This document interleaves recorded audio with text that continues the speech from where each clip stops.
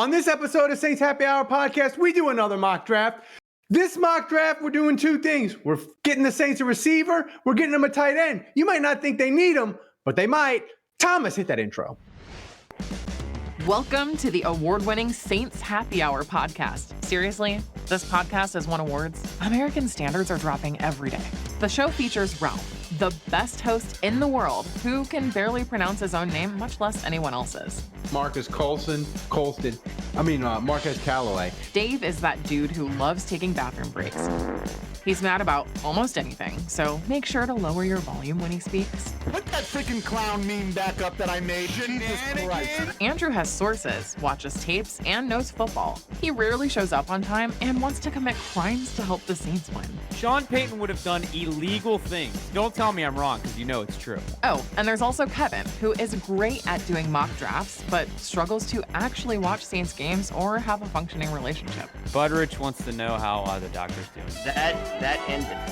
Anyway, grab a drink, sit back, and enjoy the insanity. All right, everybody, welcome to another edition of Saints Happy Hour podcast. As always, we are brought to you by Hard Hide, Ponchatoula, Strawberry Whiskey. Hit that like button. Hit that subscribe button. Wherever you get your Saints podcast, rate and review us. And give us 5 stars because we need them and support the show. Go to saintshappyhour.com, become a patron. I got Kevin with me. It's mock draft season. We do a mock draft almost every week. I give Kevin like a task, an assignment to do the draft. And he specifications and he does it and we talk about things. Before we get to your assignment this week, Kevin, I want to say one thing. Apparently Sports Illustrated is like dead.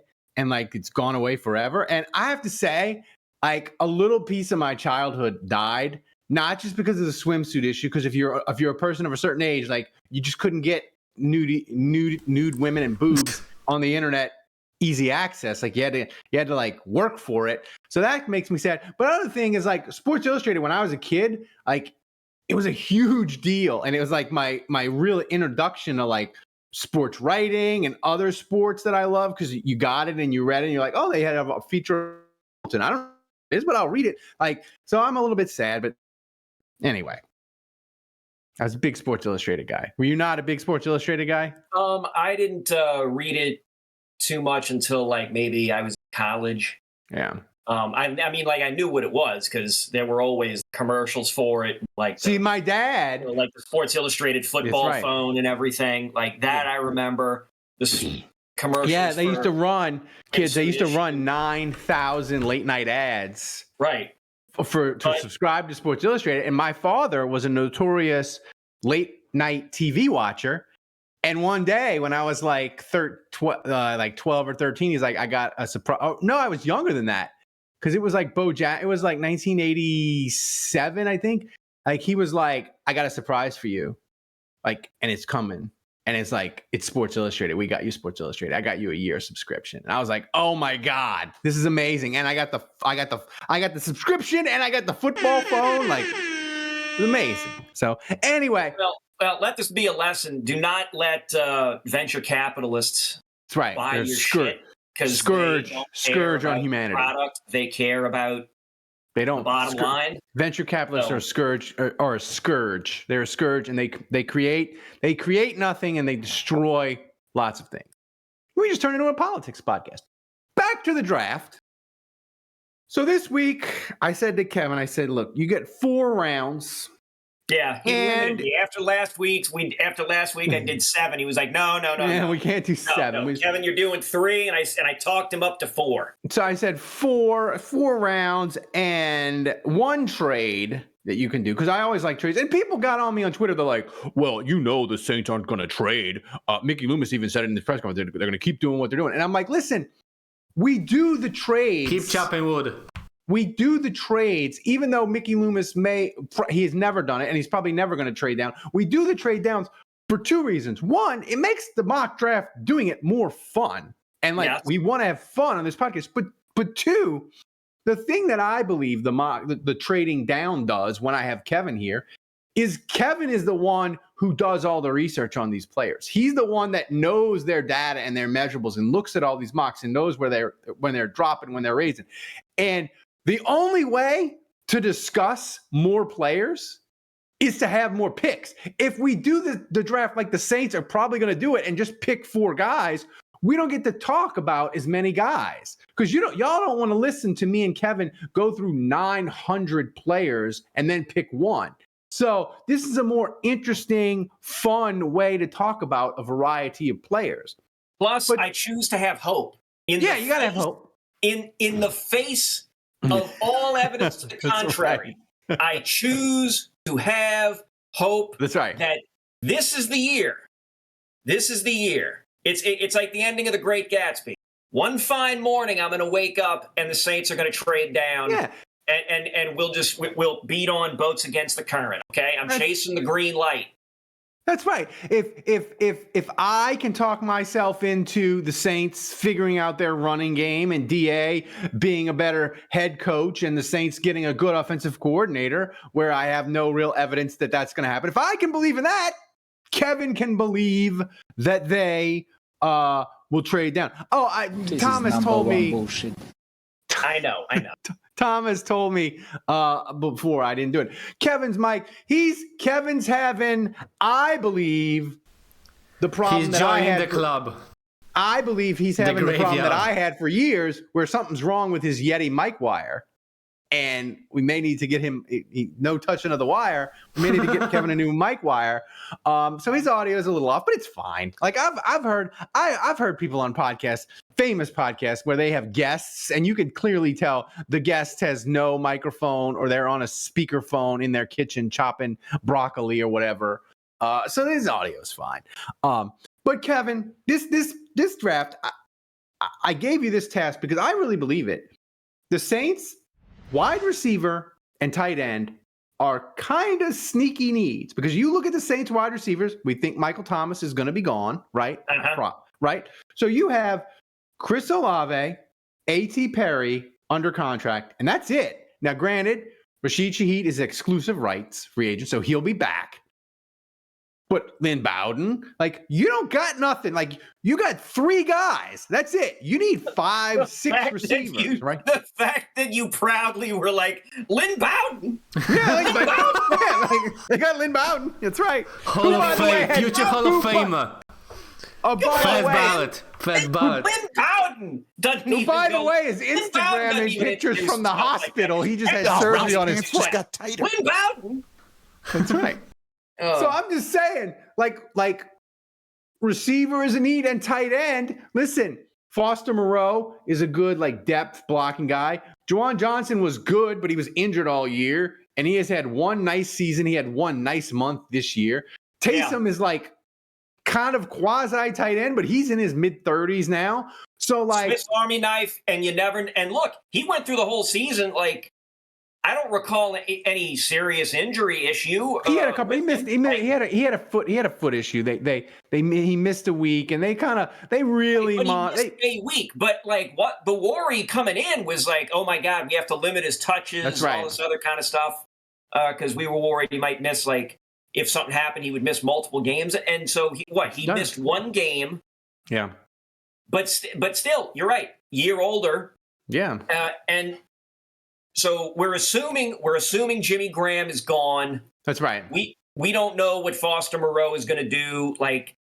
We don't know what he's capable of because he didn't get that much playing time. Everything you said. Tight end absolutely is a need. Yeah, and tight end's a hard one because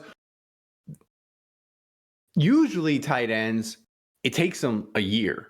When you Laporta for Detroit is a unicorn where he's really good his rookie year. Even Hall of Fame tight ends, Jimmy Graham, Gronk, Antonio Gates, tight ends, Kelsey. It takes them a year. Jared, stop with that nonsense. It takes them a year to get moving. So when if you draft a tight end high, first round, second round, you're not going to get much out of him as a rookie, even though you need it. So this draft, Kevin. That's why you don't draft a tight end in the first round. That's right. Unless this guy looks like an absolute home run. Yeah, Atlanta. I think we got Bill Belichick. You should draft another one. Give it another swing. Draft another tight end. Go ahead. 8. So, Yeah. so this draft. Let's get started, Kevin. We're gonna do one trade, but I'm gonna let you do it. Are you gonna do a trade before they pick, after they pick, or are you gonna do it while we're doing the draft? How are you gonna do it? Decide? I want you to decide. Yeah.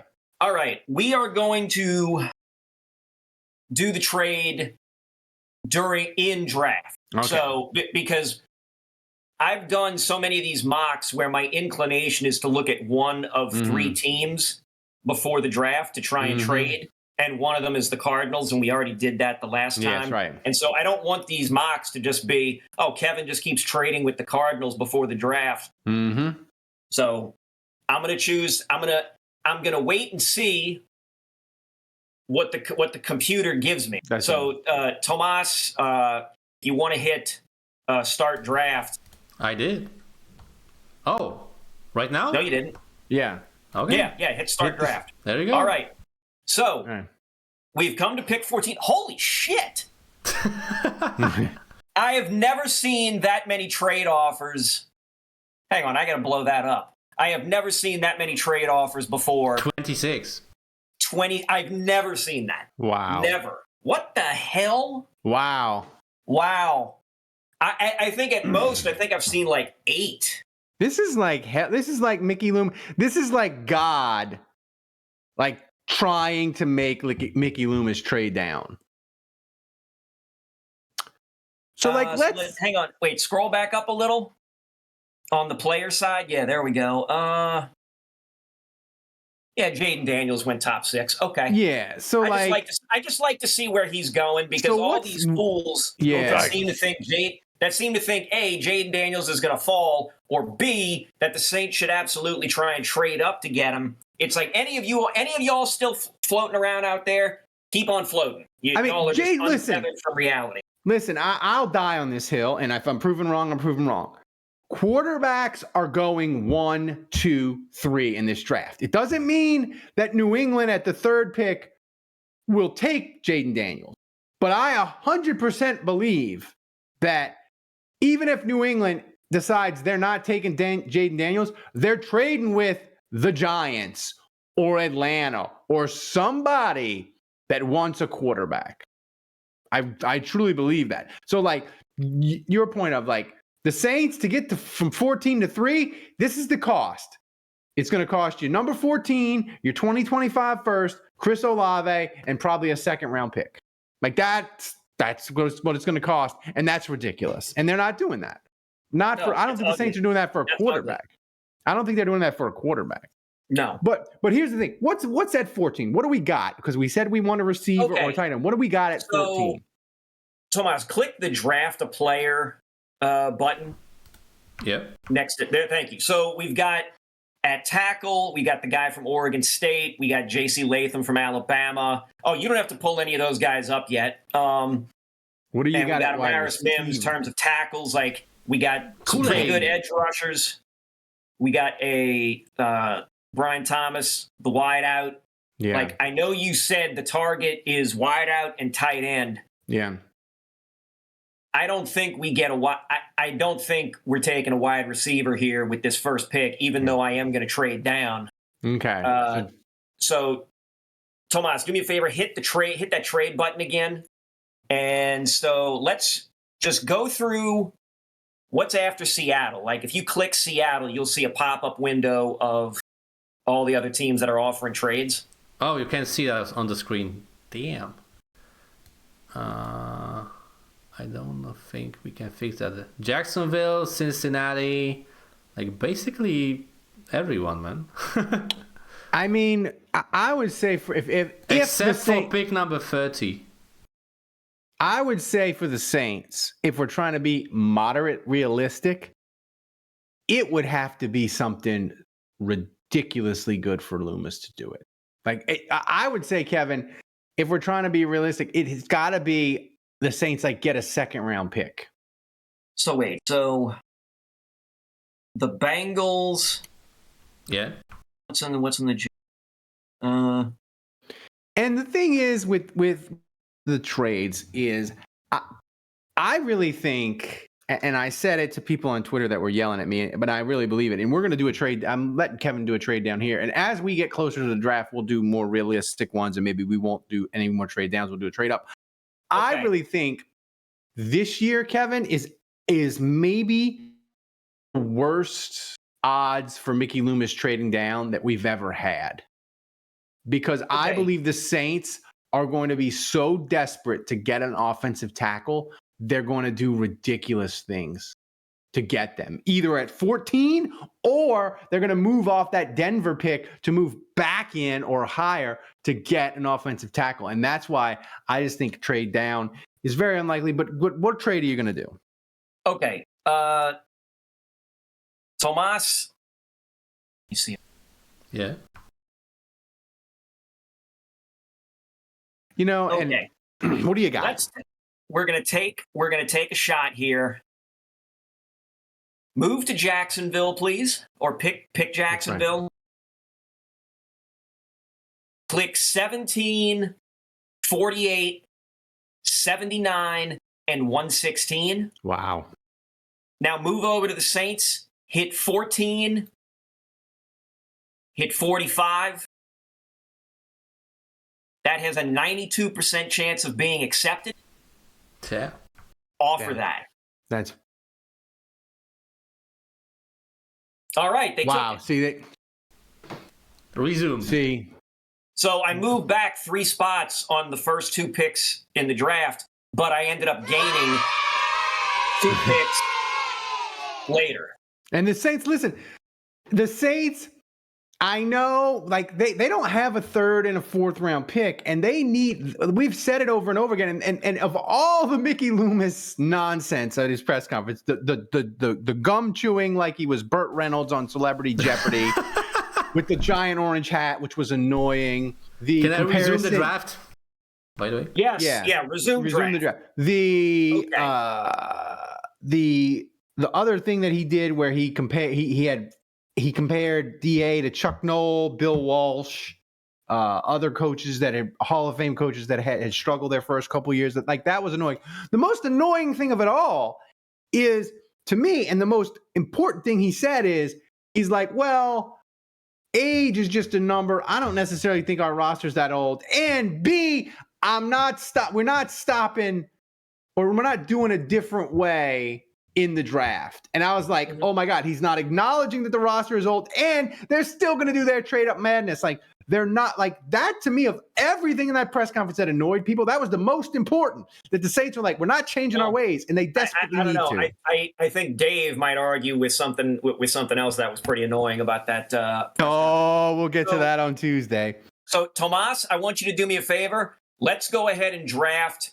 You're hovering over right now. Let's go ahead and draft J.C. Latham, the tackle out of Alabama. Yeah. 6'6". 6'6", 335. That's a sturdy lad. He ain't going anywhere. Yeah. We need a tackle. Yeah. You know, like getting a wide receiver is fine, but if the quarterback don't have time to throw, it ain't gonna matter who you have running routes. So, and that's spot on. That's right where he should be ranked. You know, so I really think he's a guy that you look at where the Saints could pick him at 14 if they wouldn't move up. But go ahead. Okay, so now we are at pick 48. 27 trades, man. Check this out. We have 27 trade offers, which is, again, blows my mind. We don't need to look at them because I was only allowed the one. He was only allowed one trade. I can't have traded for Tomas, every single week. I want you to look at Xavier Worthy, the wide receiver from Texas. Yeah. 6 come on, foot man. 1, 172. Come on. That's too low, man. That's too short. Yeah. But he fits the profile that the Saints like in that he's big school, you know. A.T. Perry is 6'5". Good Lord. A.T. Perry's Damn, really? Yeah. Rashid Shaheed is 6 foot tall. Olave is 6 foot tall. Yeah, like he's fine. Michael Thomas, 6'3". You know, Ralph's best pal, Lynn Bowden, is 6'1". There you go. Like he's fine. You know what? Ralph's boyfriend. Yeah, you know what? I tell you what. Let's go. Let's address one of the assignments that Ralph gave me on this one. Let's go ahead and take Xavier Worthy with the second pick. Mm-hmm. There you go. So now we move on to pick 79, which is in the third round now. So we've picked a tackle, we've picked a wide receiver, we still need to get a tight end. I'm holding off on that. So what do you... Tomas, hang on, wait, scroll back up just a little bit. I want you to, all right, now go back down a little. I want you to take a gander at that fella Torrey Horton, the wide receiver from Colorado State. This is one of my mid-round gems. A little bit lower. He's a... Yeah. Green logo. Oh, there you go. Yeah. This is one of my, 6'2", 190, but look at the stats. Yeah. 1,100 yards the last 2 seasons, 8 catch. Like, this guy is just consistent. I saw when Dion Mania was hitting with Colorado and all his games were the rage, I watched them play Colorado State. And he cooked. He cooked the Buffalo defense. Now, granted, the Buffalo defense was not good. Yeah. But now I saw Tomas pull up Roman Wilson, the wide receiver from Michigan. I have drafted him in mocks as well. I look. You play for a national champion, and you have the schedule that Michigan has. Obviously, and you come out looking good. You come out looking pretty good. Like, this is a guy that could probably be a starting number 2 or a starting 3. Do you want the question for me that I knew that guy, the Horton guy? I knew he caught a lot of passes against Colorado because I was up late watching that game. He caught 16 passes in that game. 16 for 133. Like, I mean. And look, but I'm sure the knock will be, oh, he played, look at who he played. He played the Air Force, he played UNLV, Boise, Utah State. It's like, look, you can only play who's on your schedule. That's right. And I'm gonna keep coming back to this until I'm in the ground. Marcus Colston, that football program don't exist anymore. That's right. Hofstra killed their football program. The guy played for Hofstra. Okay, I don't know what conference that was in. I don't know what the situation was going on with Hofstra. All I know is that was a small ass school that he played for, and he came in and kicked ass. And I know I'm leaping from one end to the other here, like I'm a ballerina, ballet dancer here, doing the Nutcracker Suite. But Randy Moss went to Marshall. Jerry Rice went to where'd Jerry Rice go? He went to a smaller school, or not like big and popular, right? Yeah, and the thing with the Saints. Hang on, I'm Googling that. Where'd Jerry Rice go? Well, as you Google that, I'm going to say, like, with the Saints. Mississippi Valley State. Yeah. The thing is with the Saints and the receiver is, I know you were making fun of me because I was like, they got Lynn Bowden. But here's the thing with the Saints receiver. They're one injury away. Now, maybe they signed Hunter Renfrow because they were really, really close to getting Hunter Renfrow at the trade deadline. Yeah. But the Raiders fired everybody and ghosted Mickey Loomis because they didn't have a general manager, and so they couldn't get the trade done. But here's the thing. Like, the Saints are one injury away from being in a really bad spot at receiver. And here's the thing. Like, I like A.T. Perry. I think he's, like you said, he's 6'5". He caught a bunch of touchdowns. He looked great the last week against Atlanta.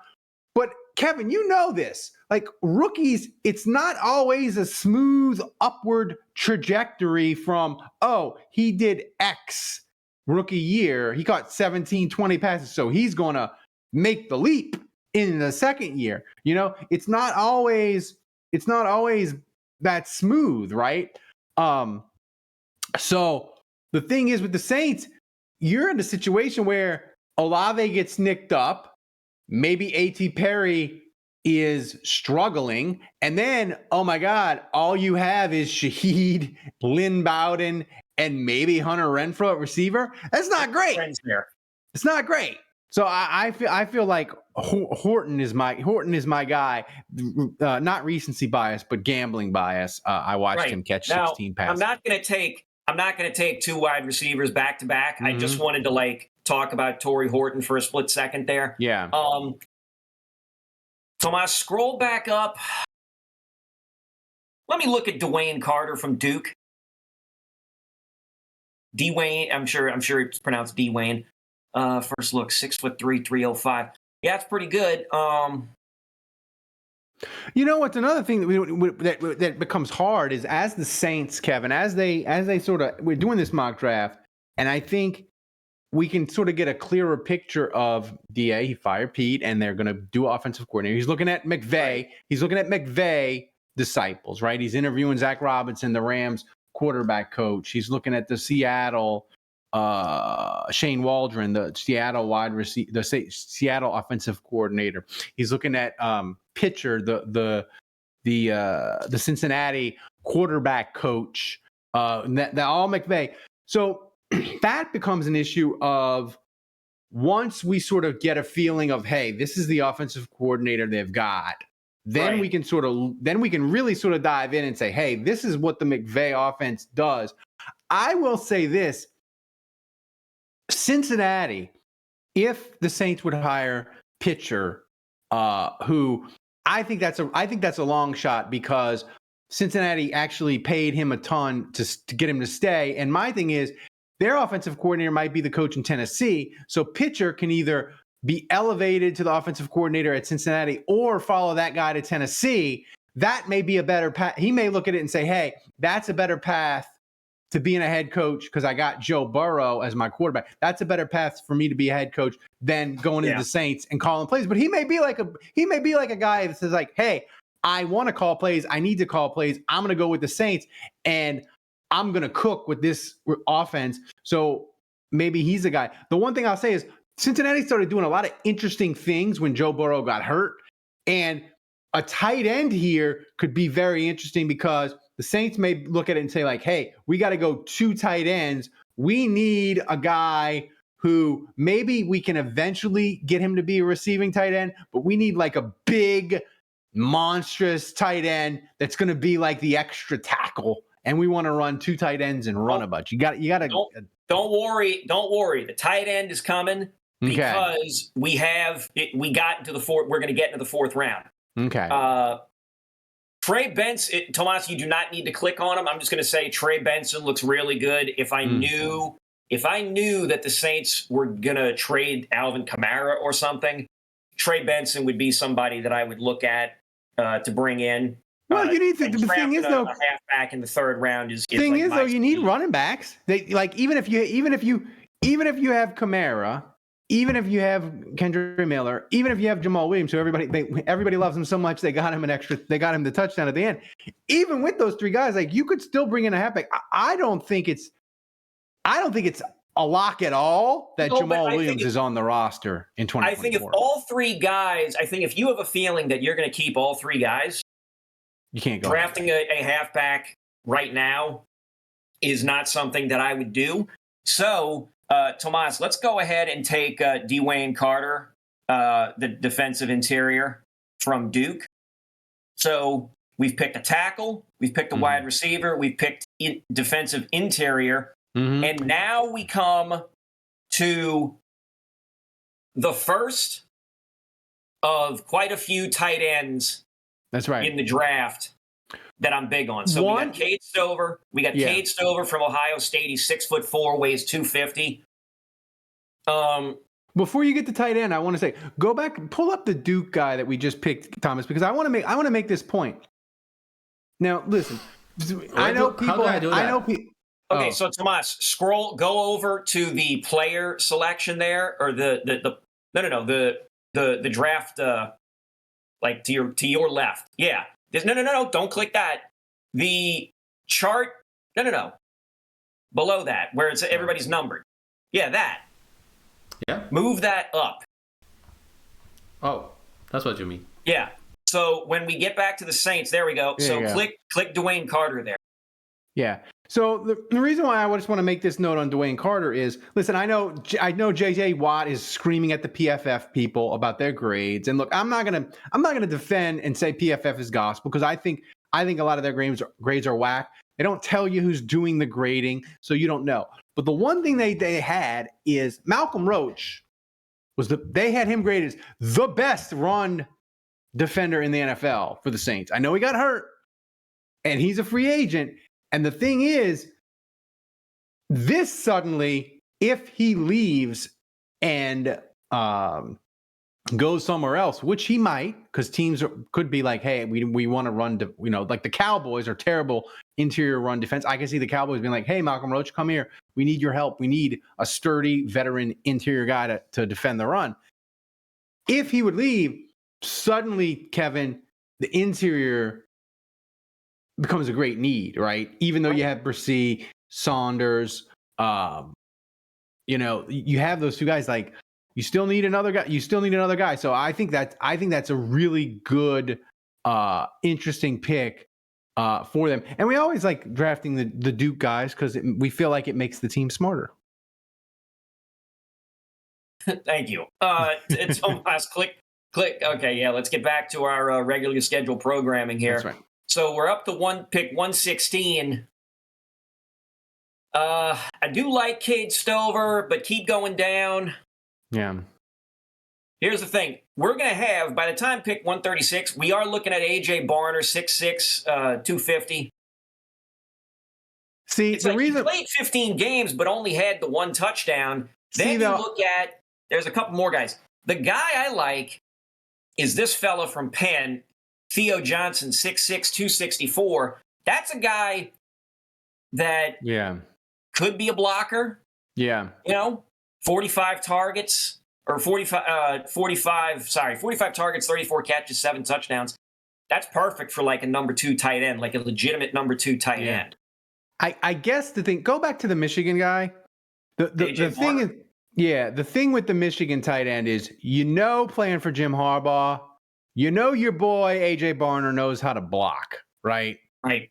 It's pre-required. Like if you're a tight end for Jim Harbaugh and he wants to play smash mouth football, you're gonna block. I guess to me, it depends on what this like. If the Saints need a guy to play, like, do they feel like tight end is a guy where they're like, hey, we're going to draft a guy and we're going to develop him and we're going to be okay for this year, but we need a guy later on? Or are they like, hey, we need a guy who can come in and run block for us, right? Like maybe he can't catch, but we can play him in the 2 tight end sets and we can mash people and he can run block. That's my question there. But your guy from Penn State. Tell you what, that run block grade, they got him at an 81.4 in the run block grade.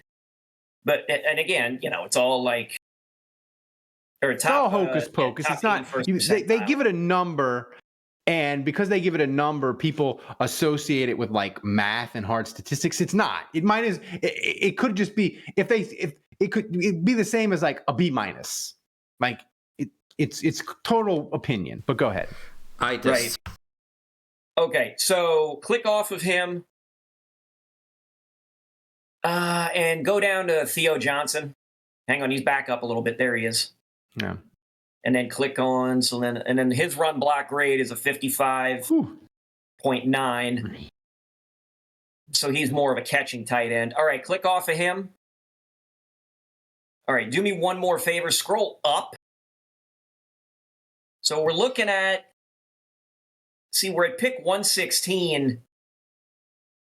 Hang on.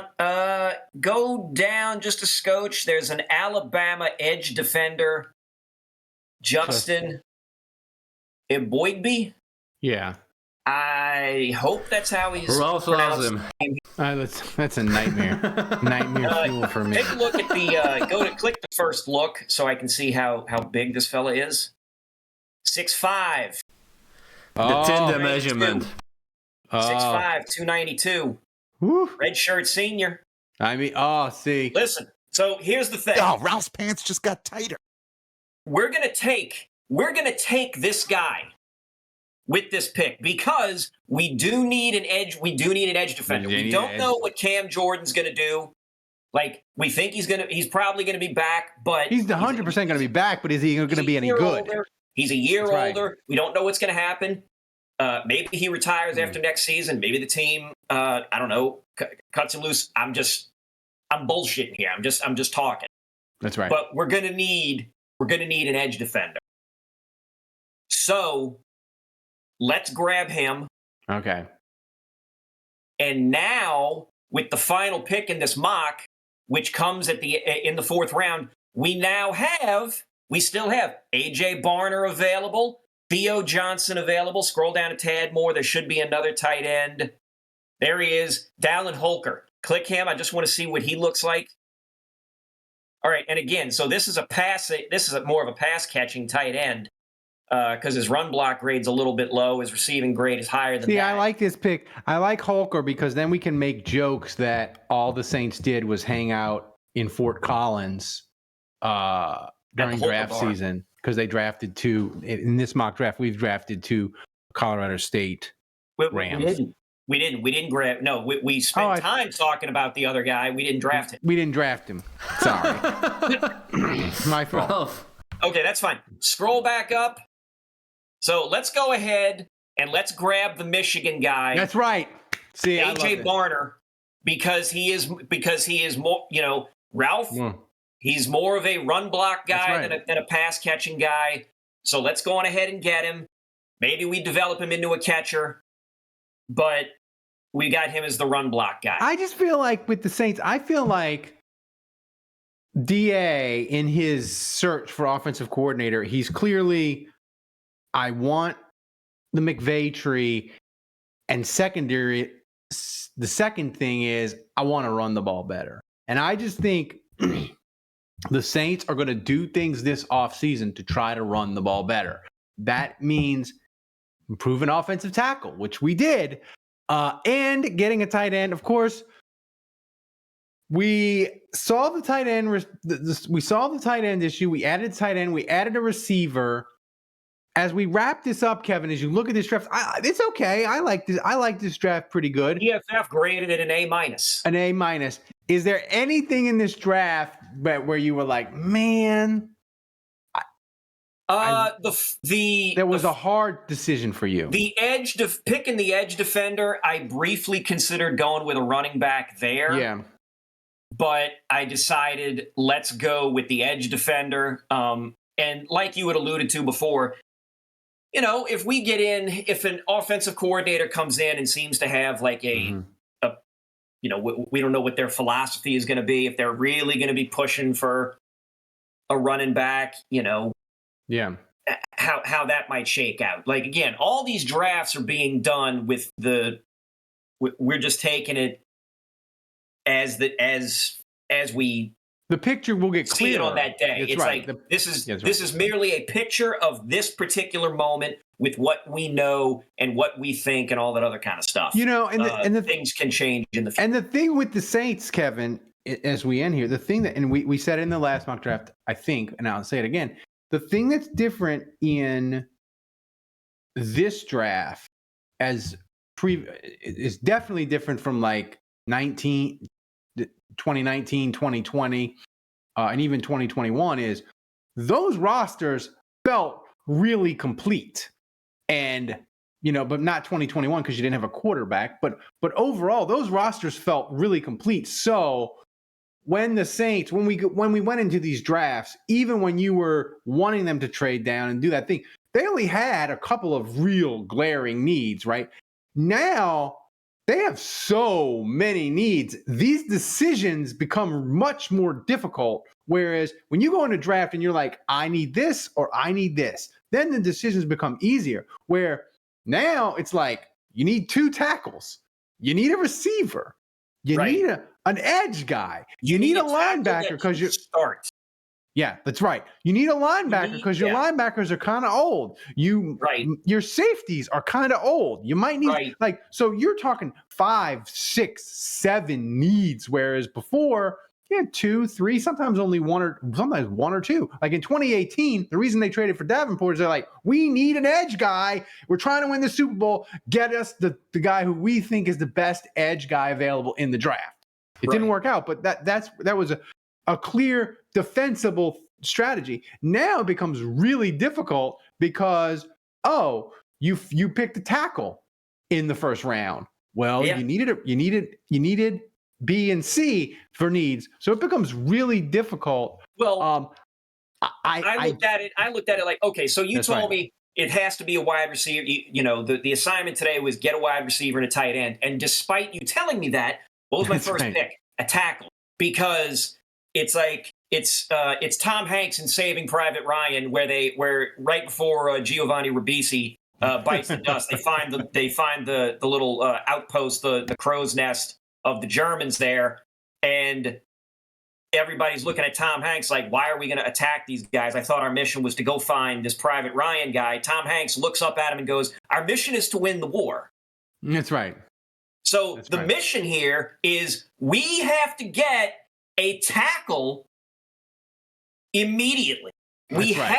That is the overarching thing. So whatever assignment Ralph gives me, That's whatever. when that first pick comes, my first look is what tackles are available See, and that's the thing. in that moment. And that's the thing to end on this. That's the thing that scares me the most about this draft is that when you do it, you have a propensity to look at it and say, I need more picks. I'm going to be patient. We're going to get a tackle. We'll get him at set. We'll trade down. We'll get him later in the first round. Maybe we'll get him in the second round. We'll get a good tackle. My concern, Kevin, is the Saints, in reality, do not operate that way at all. They picked Trevor Penning way too high 2 years ago. I really worry that the Saints are going to be there at 14 and they're going to be like, we have got to get one of these two tackles. And we're going to look at it and be like, hey, they got this draft is really, you've said it, this draft is really deep and really nice at offensive tackle.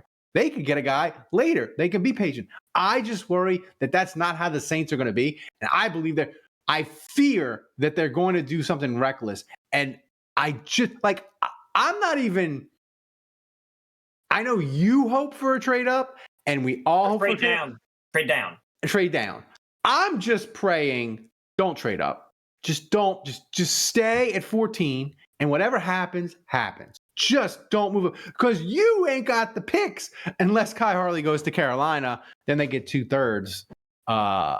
And then you know what's happened. But by the way, thanks for everybody watching on YouTube. Hit that like button, hit that subscribe button, hit that share button. Thanks to Thomas for running the show back in Poland, the best producer on earth. Thanks to Kevin. Kevin, you did the assignment well. And by the way, in the comments on YouTube and on Patreon, in the comments, tell us what you do if you want to give Kevin an assignment for next week. Or tell me what you thought of this draft, and then give me suggestions for the next one. Give us suggestions. That's right, and we'll get as wild as you want. If you want it to be all offensive linemen or all names that I can't pronounce, we'll do that because it's a long off season. We got all winter get and crazy, all get spring. nasty, guys. We got like 10, 11 weeks till the draft, right. folks. Maybe That's even 12 or 13. I don't know how time works. All right. So thanks to Kevin, thanks to Thomas, thanks to everybody for watching or listening. Until next time, the bar is closed.